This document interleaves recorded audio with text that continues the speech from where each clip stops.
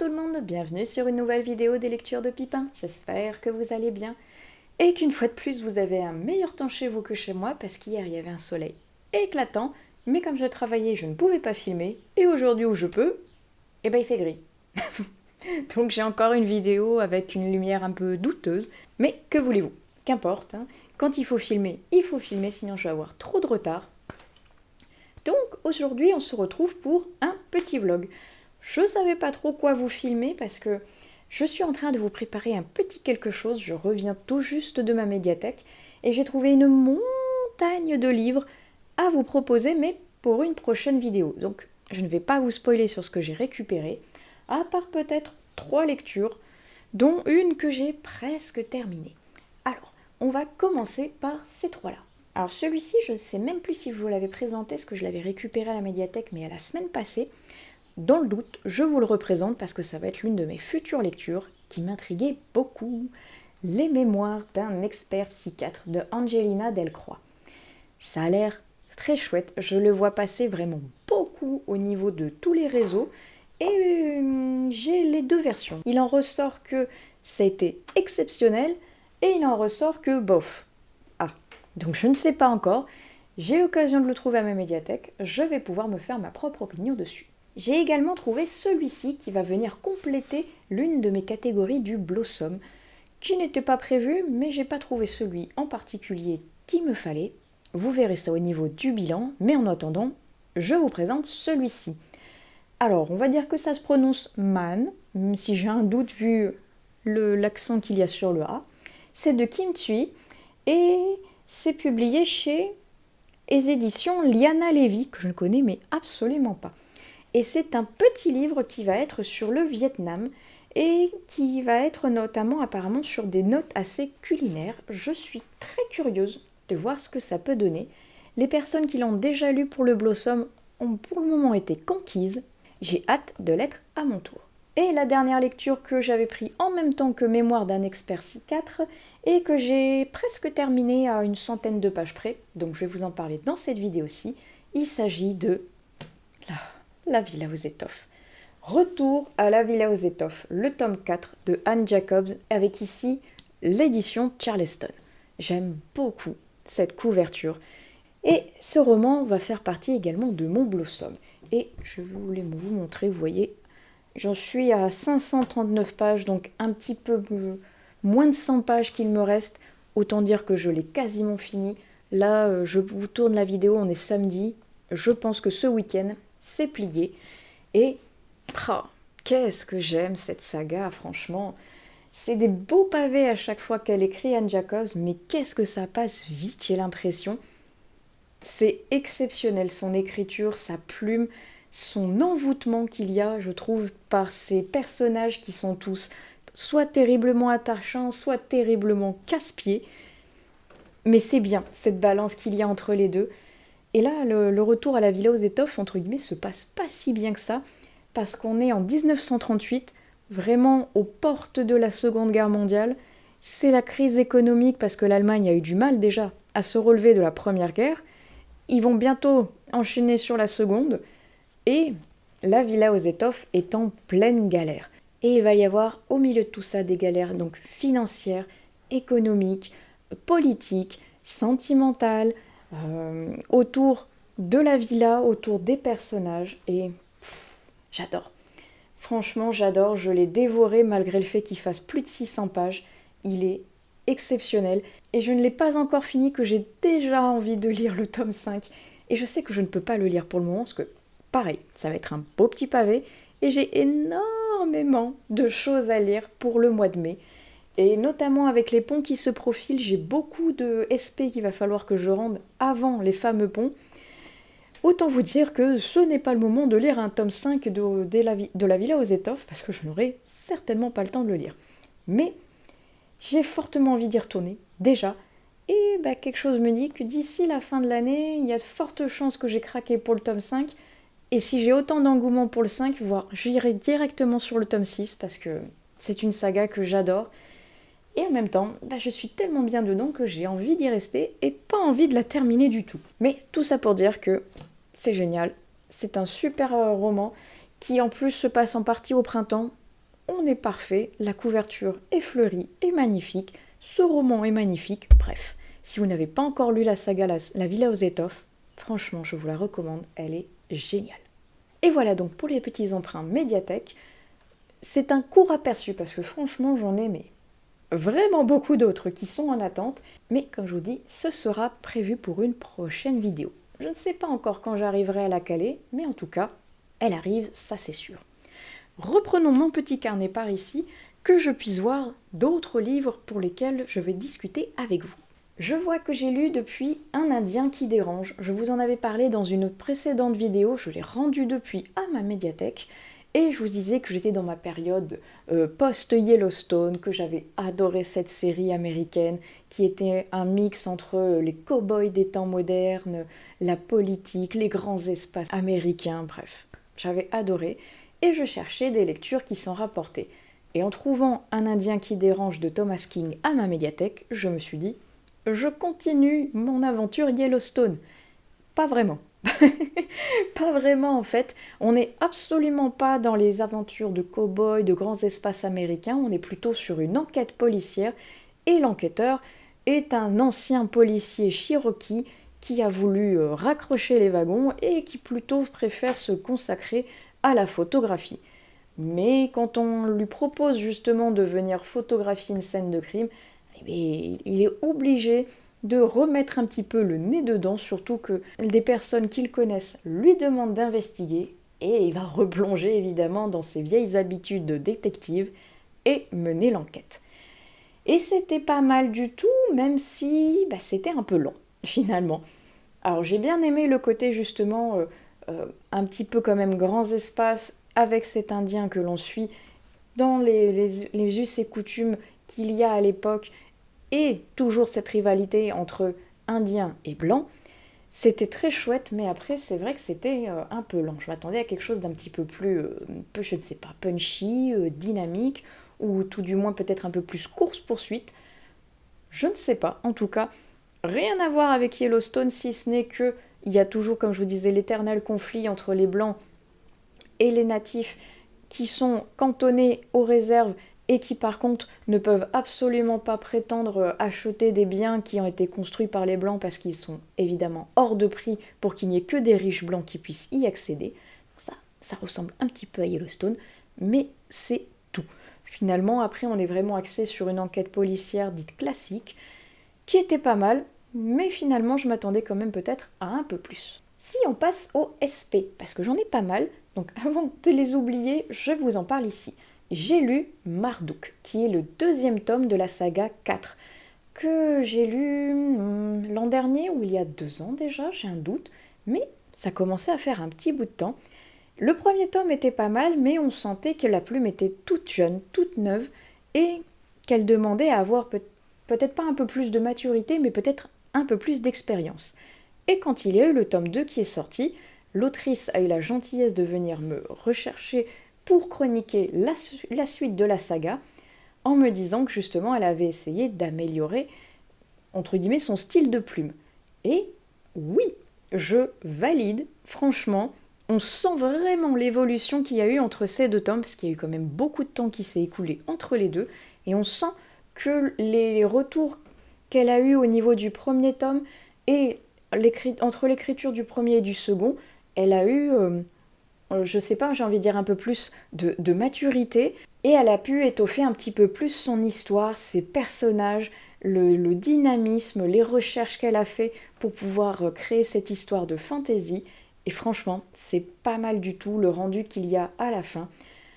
Je vais pas vous parler du résumé du tome 2, parce que ça risque de vous spoiler le 1, mais sachez donc qu'on va suivre 4 compagnons qui viennent des 4 coins du monde, et qui ont été réunis dans des circonstances un petit peu étranges, parce qu'ils sont tous nés le même jour, à la même heure, pendant une éclipse. Et de ce fait, ils vont avoir certains pouvoirs, certaines aptitudes spéciales que je ne vous dirai pas en détail par ici. Mais donc, ils se sont retrouvés à la fin du tome 1 et leurs aventures continuent au niveau du tome 2. Et dans ce tome 2, ils vont devoir également trouver un forgeron qui se nomme Marduk, comme le titre du livre. Et ce forgeron pourrait avoir une aptitude sur le temps.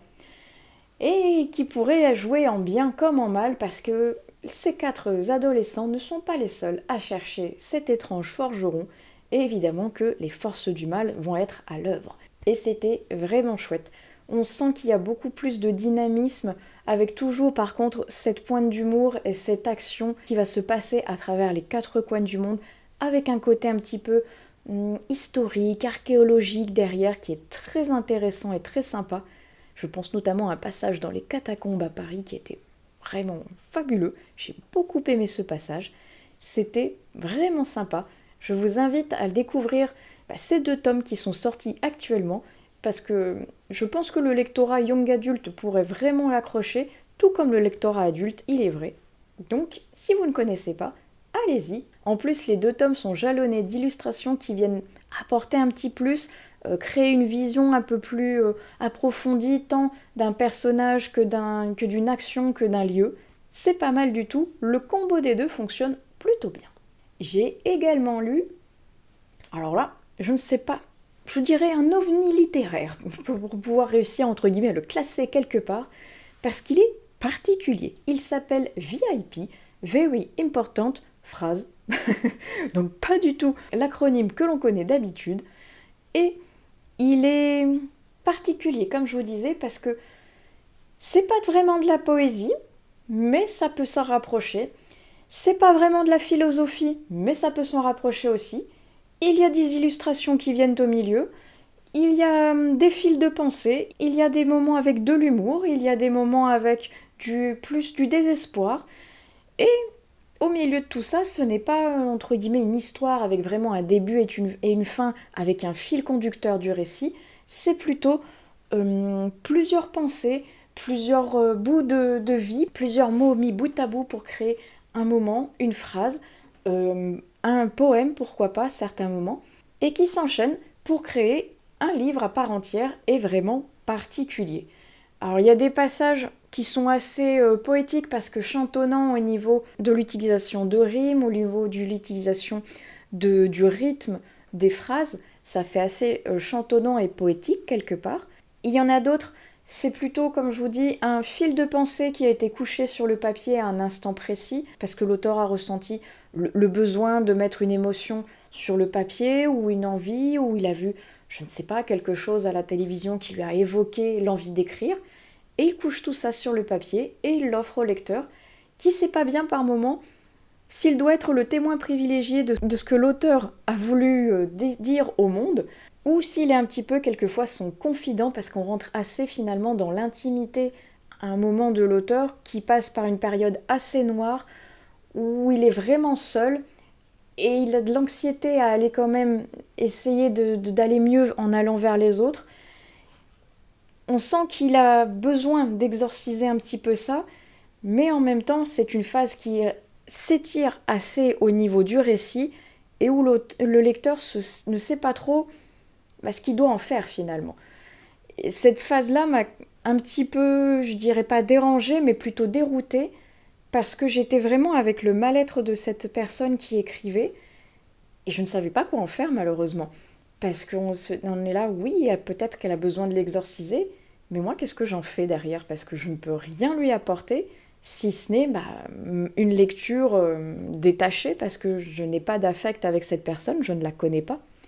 Donc c'était un petit peu étrange, mais c'était quand même une belle expérience, avec, comme je vous dis, au milieu des illustrations, avec des mots qui créent une espèce de dessin qui illustre là aussi un caractère particulier de ce récit, original, étonnant, déroutant, et assez court aussi finalement, donc qui se lit très rapidement, et qui m'a fait passer un moment de lecture vraiment déroutant, j'avouerai. Ah, et le dernier aspect dont je voulais vous parler, il s'agit d'un nouvel écrit, d'un auteur dont j'ai déjà lu toutes les œuvres, je crois, jusqu'à présent, autant sa saga que son one-shot de l'an dernier, où d'ailleurs j'avais eu un énorme coup de cœur. Cette fois-ci, il s'attaque à des nouvelles. Il s'agit de Gauthier Durieux de Maldronne. C'était très très chouette, franchement. J'ai l'impression que quoi que l'auteur fasse, il y arrive, ça match, en tout cas avec moi, avec sa plume, avec ses univers. Parfait. J'ai adoré ce recueil de nouvelles qui va tant au niveau du fantastique que de la fantasy, que de la science-fiction, que du post-apo. Génial. Il y en a que j'ai beaucoup plus apprécié que d'autres, notamment celles évidemment qui parlent de post-apo et de zombies. Moi ça match systématiquement, j'adore ce genre. Et il était tellement bien qu'arrivé à la fin, j'étais frustrée que ce ne soit qu'une nouvelle, j'aurais voulu tellement plus derrière, j'aurais voulu continuer sur un roman. Mais c'était super chouette. On va avoir des dragons, on va avoir des espèces de créatures extraterrestres qui envahissent la Terre, on va avoir donc des zombies, on va avoir une version un petit peu revisitée de la bataille de Gergovie avec Vercingétorix. Très chouette, franchement, il a des idées incroyables, toujours en touchant un petit peu au panthéon des divers dieux et diverses mythologies qu'il affectionne tout particulièrement de nous mettre en avant. Et ça, moi j'aime beaucoup, surtout la dernière qui match tellement avec sa saga au nom des dieux. Vraiment chouette. Moi j'en voulais presque plus. Et l'originalité que j'ai trouvée assez nouvelle, c'est que chacune est découpée en 3 chapitres. Pas plus, pas moins, 3 chapitres uniquement. Et ça match. Et ça frustre aussi, comme je vous dis, par moments, parce qu'il y en a qui sont tellement chouettes que j'aurais voulu beaucoup plus. Je vous invite donc à découvrir ce recueil de nouvelles qui est sorti il y a très peu de temps en plus, et je vous invite également à découvrir complètement l'univers de cet auteur qui est vraiment chouette. Si vous êtes fan de mythologie, si vous êtes fan de fantasy, de combat épique, je suis sûre que ça va vous plaire. Et je vais passer ensuite sur des lectures audio, parce que j'ai réussi à en faire pas mal d'après ce que je vois à côté. Tout ce qui est auto-édition Librinova, comme je vous dis, je le laisse de côté tant qu'on n'arrive pas, on va dire, au round final, où là, il faudra que l'on vote. Et tout ce qui est lecture graphique rejoindra ce que j'ai récupéré à ma médiathèque pour un prochain vlog qui, comme vous l'aurez certainement deviné, va traiter que de lecture donc graphique. C'est pourquoi je vais passer maintenant aux lectures audio. Et la première que j'ai faite, qui était pour mon Blossom, parce qu'elle était éclatante de gaieté, de joie, et j'attendais avec impatience de pouvoir lire le nouveau roman de cette autrice. Il s'agit de Villa Gloria de Serena Giuliano, que j'adore tout particulièrement. Et là donc c'était en version audio, lue par l'autrice elle-même, et j'avais découvert qu'elle écrivait et qu'en plus elle narrait ses propres histoires depuis l'an dernier, et j'ai voulu renouveler le tout cette année parce que j'adore ce qu'elle fait. Et elle matche bien également à l'audio. Elle sait insuffler à son roman une vie toute particulière à l'oreille, et c'était chouette. Et pouvoir aller dans cette Villa Gloria, qui est une maison d'hôte dans les Pouilles, et qui va recueillir plusieurs personnes en même temps, toutes qui vont avoir une histoire, quelque chose à cacher, quelque chose à avouer, quelque chose qu'elles ont besoin d'exorciser, et elles vont découvrir tout ça au niveau de ces magnifiques paysages, au niveau de cette gastronomie très gourmande, et au niveau de personnages tous incroyables. Serena Giuliano, une fois de plus, ça fait quelque chose de très solaire, qui est parfait, je trouve, tant pour le printemps que même pour l'été, parce que ça sent bon les vacances. Et il y a toujours un énorme plaisir, je trouve, à retrouver certains de ces anciens personnages qui étaient dans les romans précédents. Là, on récupère justement 2 anciens personnages de Felicita, qui étaient vraiment sympas aussi, mais beaucoup plus tristes. La Villa Gloria, c'est pétillant, c'est plein d'humour, c'est plein de soleil. C'est l'Italie à part entière, et franchement, je me suis régalée. Et j'étais triste qu'il soit si court, parce que quand on arrive à la fin, on est vraiment bien avec les personnages, ça a presque créé une nouvelle petite famille, rien qu'avec eux, et j'avais pas envie de les quitter. Et surtout, cette fin abrupte, qui est en plein dans l'expectative, et rien, plus rien, c'est fini, et je me dis, est-ce que le prochain roman qu'elle va le faire va être une suite de Villa Gloria, où on va enfin avoir toutes les réponses que l'on attend, ou est-ce qu'elle va partir sur complètement autre chose et récupérer certains personnages de Villa Gloria qui nous permettront d'avoir de grappiller 2-3 petites miettes comme ça de ce qu'ils sont devenus depuis le roman précédent. Je ne sais pas, mais j'ai déjà terriblement envie d'être l'an prochain pour avoir ce nouveau roman, parce que j'adore ce qu'elle fait. Et là, franchement, j'étais terriblement joyeuse de l'avoir lu et en même temps terriblement frustrée qu'il ait terminé sur cette note tellement pleine de points d'interrogation. Elle a fait quelque chose de vraiment chouette, et franchement, si vous n'avez pas encore lu cette autrice, lisez-la. Enfin, elle fait des écrits tellement chouettes qui sont pleins de vie, pleins d'humour, pleins de soleil. Ça met du baume au cœur et c'est une lecture parfaite, comme je vous disais, pour le printemps. J'ai également écouté The Safe Man de Michael Connolly en version originale. Parce que il était dans mon abonnement Audible et parce qu'il était de manière originale, j'ai envie de dire, parce qu'il n'était pas considéré comme un roman audio classique, c'est une nouvelle, et au lieu de le faire en une seule fois, entre guillemets, ils l'ont découpé en plusieurs parties pour créer un podcast de 8 épisodes. Je n'avais encore jamais suivi de podcast via Audible, c'était l'occasion de m'y mettre, et là, au début, j'avais un petit peu de mal à me rentrer, on va dire, dans le vif du sujet, parce que les 2 premiers épisodes étaient pas mal, c'est vrai, mais on survolait un petit peu le sujet, et on ne savait pas trop si on allait vers du fantastique, ou vers du policier, ou vers toute autre chose. Et c'est à partir du 3e épisode que là, ça a commencé à déclencher quelque chose, parce que la fin était vraiment en plein milieu, pareil, de quelque chose de crucial et qui m'a donné envie de continuer et finalement j'ai enchaîné après les 8 épisodes et c'était pas mal du tout. On est plutôt dans un côté assez fantastique, peut-être pas horrifique non plus, même si on va parler un petit peu de fantômes, avec un homme dont le métier est d'ouvrir des coffres-forts. Et mal lui en a pris finalement d'ouvrir le dernier qu'on lui a proposé parce qu'il a révélé d'étranges forces à l'intérieur, peut-être même des fantômes. Je peux pas trop vous en dire plus parce que ce sont des fantômes mais assez spéciaux et je vous laisserai découvrir la surprise au niveau de la fin.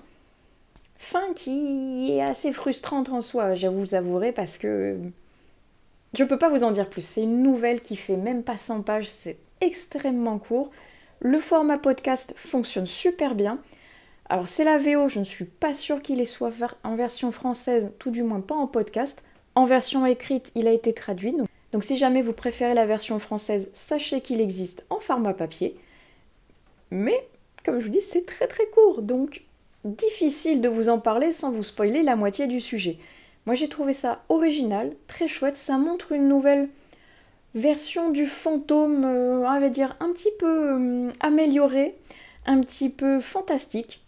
Je vous laisse découvrir tout ça, et si jamais vous l'avez lu, n'hésitez pas à m'en parler en commentaire pour me dire ce que vous en avez pensé. Et le dernier livre audio dont je voulais vous parler, je l'ai découvert totalement par hasard, et quand j'ai vu de quoi il parlait, je me suis dit que ça pouvait être très intéressant pour plusieurs points. Laissez-moi d'abord vous dire de quoi il s'agit. Le titre, c'est « Ce que la mort m'a dit ». C'est assez peu engageant, c'est vrai, mais je trouvais que ça se rapprochait un petit peu du livre audio que j'avais écouté en début d'année de Philippe Boxeau, qui traitait de son métier de médecin légiste. Ici, on est entre guillemets à peu près pareil parce que l'auteur est embaumeur. Ce qui fait qu'ils sont plutôt dans la même partie au niveau justement d'un relationnel avec les défunts. Sauf que là, on allait plutôt parler de son métier, mais d'une manière plutôt spirituelle. Parce que l'auteur, dès sa naissance, il a été victime d'un arrêt cardiaque. Avant même de naître, il est mort, entre guillemets. Mais les médecins ont réussi à le faire revenir à la vie, et le fait d'avoir côtoyé la mort si jeune, ça lui a donné des pouvoirs un petit peu de médium, ça lui a donné une sensibilité particulière avec le monde des défunts, et il l'utilise justement dans son métier de tous les jours, qui est celui d'embaumeur, pour essayer de rendre au mieux le corps et l'âme de la personne. Et je trouvais que ça pouvait être super intéressant de mettre entre guillemets en parallèle ces deux lectures, ces deux métiers, entre un côté vraiment scientifique, factuel, et maintenant spirituel. Et je voulais lire également ce livre audio parce qu'il était spécial. Il n'est pas lu par l'auteur lui-même et il n'est pas lu par un narrateur dit classique. C'est une IA qui a été utilisée pour créer une voix virtuelle et lire de A à Z le livre. Et je me suis dit, ça peut être intéressant de tester, de comparer justement un auteur ou un narrateur humain contre un narrateur robotique. Et comment vous dire ? Par où commencer même, je dirais. Commençons par l'histoire en elle-même. Donc, c'est le récit de vie de cet auteur, de son enfance jusqu'à son métier, jusqu'à l'âge adulte où il exerce donc son métier d'embaumeur. Et qu'est-ce quelles ont été les étapes de la vie où il s'est rendu compte que finalement il n'était pas un humain classique, on va dire, qu'il avait quelque chose, qu'il ressentait en l'avance des fois ce qui allait se passer quand une personne allait mourir ou quand une personne allait être malade. Qu'est-ce qui se passait quand il est dans son métier, quand il était en rapport direct avec la mort, et que certains n'étaient pas contents de mourir, ne voulaient pas, ce n'était pas leur moment, et quand d'autres, au contraire, voulaient partir en paix. Quel est son rapport justement avec la mort et avec les âmes des défunts? C'était assez intéressant, même si, alors je ne sais pas si c'est dû au fait que ça a été narré par donc un robot et non pas un humain, mais je suis ressortie de cette lecture assez mitigée finalement, parce que l'auteur, à certains moments, est dans une extrême douceur, une extrême bienveillance, une ouverture d'esprit très large, parce que justement, il a cette sensibilité et ce rapport avec l'au-delà que les personnes, entre guillemets, classiques n'ont pas.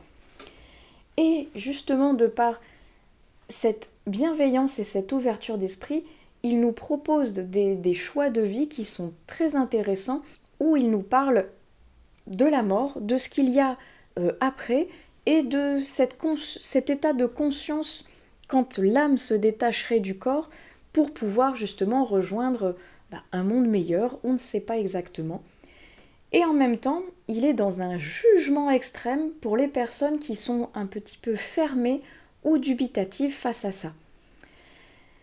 Et je sais pas, justement, cette différence qu'il y a entre les deux versions entre guillemets de cet homme qui est à la fois extrêmement bienveillant et également extrêmement dans le jugement, et où on sent qu'il déteste les personnes matérialistes. Pour lui, presque, ces personnes-là sont vouées à ne jamais à atteindre le paradis, elles seront forcément jugées au purgatoire, parce qu'elles n'étaient pas assez ouvertes d'esprit, parce qu'elles étaient concentrées justement sur le matériel et non sur l'humain, parce qu'elles n'étaient pas ouvertes à l'après. Pourquoi pas? C'est une vision. Et c'est son livre, donc il fait ce qu'il veut. Mais juger comme ça les gens qui ne le connaissent pas, c'est un point de vue. Après, le côté justement où il nous raconte son métier est assez vague. C'est des chapitres qui sont très courts, qui s'enchaînent, et où justement on rentre pas spécialement dans le vif du sujet. Et j'ai trouvé ça dommage parce qu'il y a des moments où il commence à nous dire qu'il est face à un phénomène paranormal, et au moment où il se dit, voilà, je ne sais pas, genre le corps du défunt entre en lévitation dans son cercueil, il pose la main sur le cercueil, le défunt revient, et c'est la fin du chapitre. Mais on aimerait en savoir plus. Est-ce qu'il a réussi à communiquer? Est-ce qu'il sait pourquoi le défunt s'est soulevé? Est-ce que c'était par colère, par joie, par dépit, pour communiquer quelque chose de particulier? On n'en sait pas plus, malheureusement. Et c'est ça pour beaucoup de ces histoires dans ces chapitres. Il rentre pas dans le vif du sujet, il le survole, j'ai envie de dire. Il nous énonce juste un fait qui lui est arrivé. Peut-être par pudeur, il ne va pas plus loin, peut-être par crainte justement que les gens ne le croient pas. Je ne sais pas, mais en tout cas, j'aurais voulu un peu plus de matière, entre guillemets, derrière, et j'ai trouvé ça assez dommage. Très intéressant, mais dommage de ne pas en avoir plus. Et concernant cette voix virtuelle, je n'ai absolument pas été convaincue, malheureusement. Et je me doutais que je n'allais pas être convaincue parce que je suis assez réticente, on va dire, à l'IA, de par mon métier qui se fait lentement mais sûrement dévorer par cette sale bête, entre guillemets, qui vient remplacer le métier que je fais. Évidemment que je ne peux pas être super fan de ce concept qu'est l'IA. Et là, je me dis que finalement, le métier de narrateur est un métier qui va se faire dévorer lui aussi et qui est voué à disparaître, vu que, petit à petit, c'est l'IA qui va nous lire nos livres, là aussi. Et c'est moyen, j'ai envie de dire, point de vue que, on sent que ce n'est pas un humain qui parle. De par les faits qu'il énonce, quand par exemple il y a le livre de Philippe Boxeau, où là c'est l'auteur qui lit son livre, même s'il n'est pas narrateur en soi, il a une manière particulière de lire, il a une intonation particulière, une manière d'énoncer les faits qu'un robot n'a pas, finalement. Un robot va nous déblatérer de manière factuelle le livre qu'on lui demande de lire. Il n'y a pas d'émotion et ça se ressent fortement. Et on le sent également au niveau des intonations prises, parce qu'elle n'est pas bonne, mine de rien. Pour les titres d'un chapitre, on sent il était lancé sur le début d'une phrase. Et donc, à la fin du chapitre, la fin de la phrase est envolée. Elle n'est pas en chute, comme ça devrait être en fait. Si je retranscris le titre du livre comme si c'était le titre d'un chapitre, normalement, l'intonation fait que, à la fin, justement, du dernier mot, le ton va redescendre pour indiquer que c'est la fin de la phrase et qu'on va entamer le début du chapitre. Le titre, ça donnerait par exemple « Ce que la mort m'a dit ». Et là, le problème, c'est que le robot, il a l'impression que c'est le début d'une phrase et il fait « Ce que la mort m'a dit ». Et on sent qu'il manque quelque chose derrière, il n'y a pas la chute.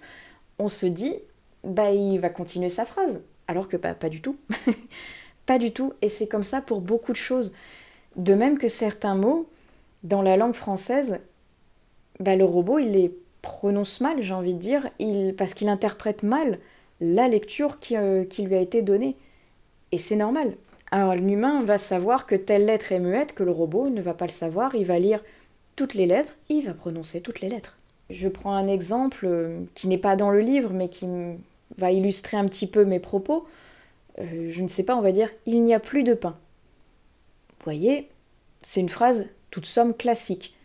Mais le robot, lui, va dire « il n'y a plus de pain ». Parce qu'il y a un S à la fin du mot « plus ». Sauf qu'à l'oral, ça passe pas. C'est une faute, finalement. Parce que l'humain sait qu'il ne faut pas prononcer le S qui est muet, mais le robot, lui, va juste lire, il va lire toutes les lettres, et donc il va énumérer toutes les lettres. J'ai eu la même chose, c'est là que c'était étrange d'ailleurs, parce que j'ai eu la même chose sur un mot qui, au tout début du livre, a été prononcé d'une manière, et à la fin, ça a changé, il l'a prononcé d'une autre. Je veux parler d'un 4-4, qui s'écrit le chiffre 4 fois le chiffre 4. À la fin, il l'a prononcé 4-4. Déjà, suivant l'intonation, on peut se dire, bon, ok, pourquoi pas, mais au tout début, il appelle ça un 4 x 4. Et non, c'est pas comme ça qu'on dit. Enfin, en tout cas, c'est pas comme ça que moi je le dis. Et ce sont que 2 exemples parmi tant d'autres qui m'ont fait tiquer. À chaque fois, j'entendais que c'était un robot et pas un humain, et à chaque fois, ça me sortait un petit peu de la lecture parce que je corrigeais en mode non, c'est pas comme ça qu'on dit. Non, pourquoi il a fait cette liaison-là ? Ah non, l'intonation, elle est pas bonne là. Et c'est dommage. Et ça m'amène à un point où j'ai envie de discuter avec vous de ça au niveau des commentaires et qui va peut-être préparer une prochaine vidéo. Que pensez-vous de l'intelligence artificielle dans le métier notamment du livre ? Est-ce que vous êtes pour ? Est-ce que vous êtes contre ? Est-ce que vous trouvez que c'est un outil révolutionnaire ?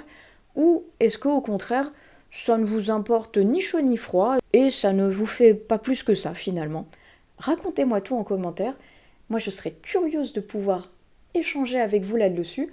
Surtout que, comme je vous dis, moi, je suis directement impactée par cette IA, vu que de par mon métier de traductrice et chroniqueuse, l'IA peut également faire ce métier à ma place. Et là, quand je vois que justement le métier de narrateur va se faire phagocyter par l'intelligence artificielle, je me dis pourquoi pas en parler avec vous ? Qu'est-ce que vous en pensez ? Est-ce que l'écriture ou la lecture d'un roman fait uniquement par un robot vous dérange ou absolument pas ? Racontez-moi tout. Et je pense que je vais récupérer certaines de vos questions ou de nos conversations pour une prochaine vidéo qui sera consacrée justement à l'IA et au métier de l'édition / traduction vu que je suis traductrice. Je suis très curieuse et j'ai très hâte de pouvoir échanger avec vous là-dessus pour préparer une prochaine vidéo. Et je pense que c'est avec ceci que je vais clôturer cette vidéo-ci. J'espère qu'elle vous aura plu. Comme d'habitude, n'hésitez pas à utiliser la section des commentaires pour qu'on échange sur les livres dont je vous ai parlé ou pourquoi pas donc l'IA comme proposé à la fin. J'ai très hâte de vous lire et de pouvoir échanger sur plein de sujets là-dessus. Et en attendant, je vous souhaite d'excellentes prochaines lectures et on se retrouve sur une prochaine vidéo des lectures de Pipin. Allez, ciao!